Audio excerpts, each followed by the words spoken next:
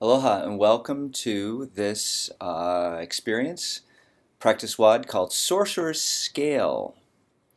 And this refers to an ancient myth about a sorcerer who had 8 balls. All of them except one were the exact same weight, and he had a magic scale that could be used only 4 times before it would turn into dust. And the challenge for the apprentice was to figure out which of the 8 balls was the heavier one by using the scale only 4 times or less. And so we're going to do this kind of a JavaScript version of this where we'll have this scale object which is going to incorporate both the 8 balls, which are going to be in this kind of hidden array, and a getWeight function which will enable you to pass in 2 arrays containing the indexes or the indices of this hidden array of balls, and you get to find out which which one weighed more. Okay, so the example is, let's say the hidden array, which you can't see, but it was like this, which means that the first ball is actually the heavier one. Then you can call with our scale object, we can call the getWeight function, and if we pass it an array containing just the index 0, which refers to the first one, and then an array containing just the index 1, which is the second one, it's going to return -1, indicating that the left-hand side was actually the heavier one. And you can also make this array contain a set of indices. So if we had 1, 3, 5, 7, that's going to be 1, 3, 5, 7. So that's actually, because it's 0 based. And then 0, 2, 4, 6. Obviously the second one is going to be heavier because it contains, the heavy ball.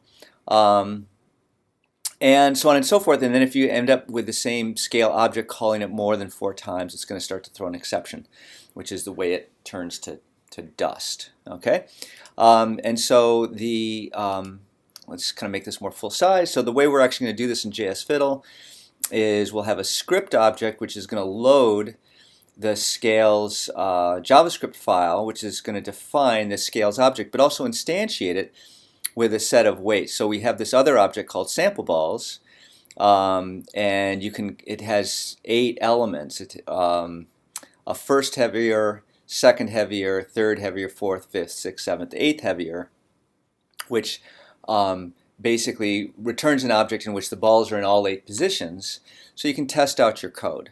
Okay, and you can see, if you look at this, you can see, okay, it figures out when the first ball is heavier, then this left-hand side is going to be the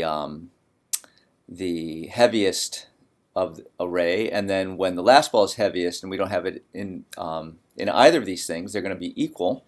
And you can see it's 0 down here, and then if we take the second heavier object and we call getWeight 5 times, we're going to get an exception. So that's how that all works. Going through it quickly, you may have to kind of study this for a while to kind of get the drift of it, but that's essentially what's going to happen. Okay, so our goal is to implement a function called findBall. It's going to be passed one of these scale objects, and you're going to do this manually. The first heavier, and in fact, when I solve it, I'm going to do all 8 of them just to check to make sure that everything's okay. And it should print out the index of the heaviest ball to the console. So in the case where the first ball is the heaviest one, findBall should return 0, and then in the case where the very last ball is the heaviest one, it should print out the index 7 to the console because it's 0 based. Okay, so that's what we're going to do. And so at this point we have to start the timer, and then we want to bring up JS Fiddle. Okay, and we should be logged in here. And then the next thing we need to do is we need to put this script tag in. So let's do that. Okay, and I haven't really spoken yet about actually how we're going to solve this problem, right? So we have to make a var findBall, I think it's what it's called.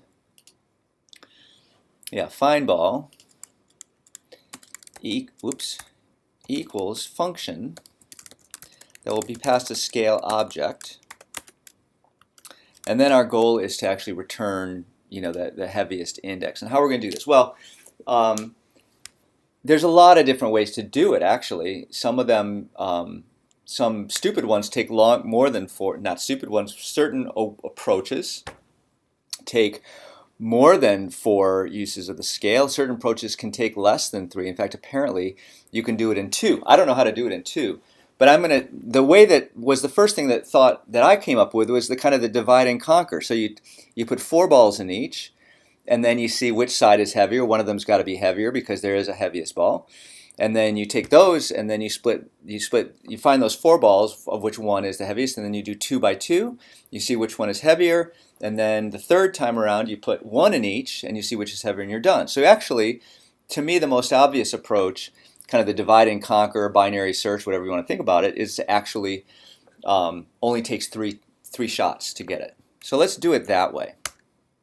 And so what we're going to do is we're going to say var left pan. We're going to start off with an array, and it's going to have 0, 1, 2, 3 in it. And then we're going to have var right pan, which is going to be an array of 4, 5, 6, 7. And then we're going to say var heavier pan is going to be scale dot get weight. Okay, and we're going to call it with left pan and right pan, and then we're going to test to see whether or not that's equal to -1. Okay, and if it's equal to -1, then the heavier pan is going to be the left pan. Otherwise, it's going to be the right pan. So what I'm using here is the ternary operator in JavaScript, where there's a test. Okay, this is basically an expression.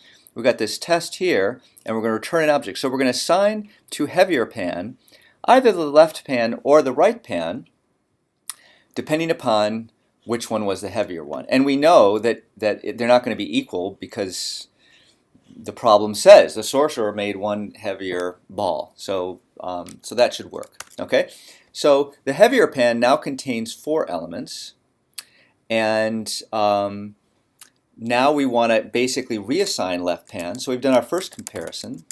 So now we can say left pan equals an array containing heavier pan 0, heavier pan 1, okay, and right pan equals an array of heavier pan 2 and heavier pan 3. Okay, and then we're going to do exactly the same thing as we did before. We're going to weigh these. Okay, and we're going to assign the heavier pan to whichever one was heavier, and we know one of those sides is heavier, but now they only have 2 elements in it. Okay, so we could say, if we wanted to, just for fun, left pan equals an array heavier pan the first element, right pan equals an array heavier pan first element. Okay, and now all we have to do is we have to say if scale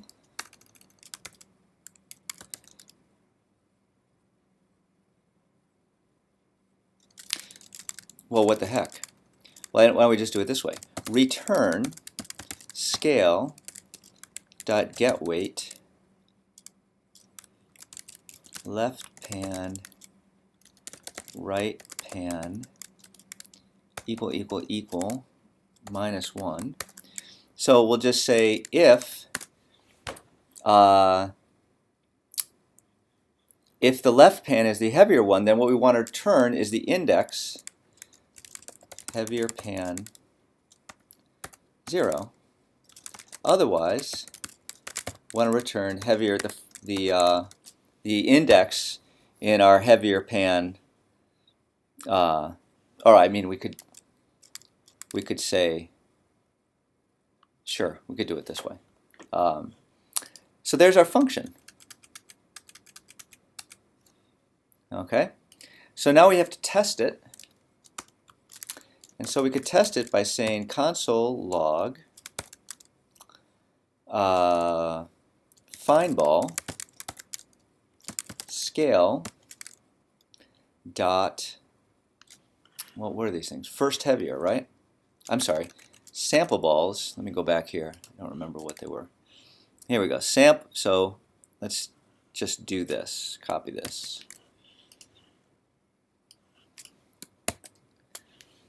All right, and then we do a control return. Well, actually, first we have to see that what. Let's bring up the console so we can see what the console.log is going to actually say. All right, and then we do control return, and we see it returns 0. Perfect, right? Because that's when the first one is heavier. That's the one that the index of the first heavier element is 0. So let's try second heavier, control return, 0, 1. Really looking good so far.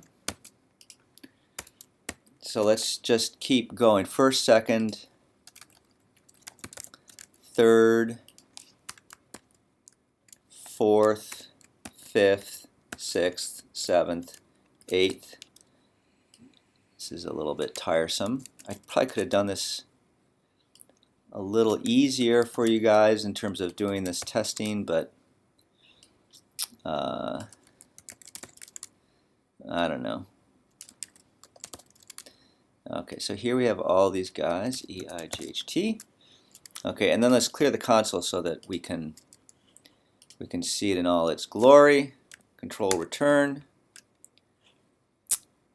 And, oh, dagnabbit, I misspelled 8th heavier. Let me clear console, run again, and there we have it, 0, 1, 2, 3, 4, 5, 6, 7, corresponding to 1, 2, 3, 4, 5, 6, 7, 8.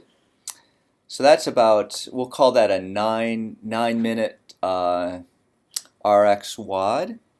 And there's one other thing that I thought you might find interesting. As you start to fiddle around with this, you might run into problems, and you might wish that you could actually look at this scales object in more detail. So there's a couple ways to do it. I guess one of the most simple ways to do it is you can just copy this and paste this into another window. And there is this scale, there is the source code. I didn't try to obfuscate it or minimize it or anything. I wanted you guys to be able to look at it because, you know, it's kind of interesting to see how one might implement this. And what makes this even better is if you wanted to fool around with that script, maybe you're trying to insert some debugging statements or something, you can Control A to copy this, and then you can put this in here, okay? And then you can run this again if you wanted, all right? But now you could do things like you can, you know, I don't know, like we could say console.log in get pan wait. For some reason you want to know when you go in get pan wait, and then we do control return, and all of a sudden we're, you know, getting these debugging statements. Okay, when we get into the IDE section, we will see much more kind of fun ways to do all this stuff. But for now, you know, you can do it this way and write some, you know, debugging lines out. Okay, I'm trying to resuscitate the original version because I remember that we're supposed to hit save at the end of this. So pretend I did this a little bit ago, and we're still going to say it's 9 minutes, but that's the end of the WAD. After we press the save button to create, you know, this URL, which is a stable URL to the solution, then we're done. Record your time. Maybe do this over again. You know, if it took you way too long, just stop, look at the solution, try it again yourself. see if you can. It's technically possible, apparently, to do this in only two comparisons. So you might want to try doing that, or think of another algorithm um, to do the comparison with. There's a lot of different ways to solve this problem. So kind of have fun with it, and I'll see you later.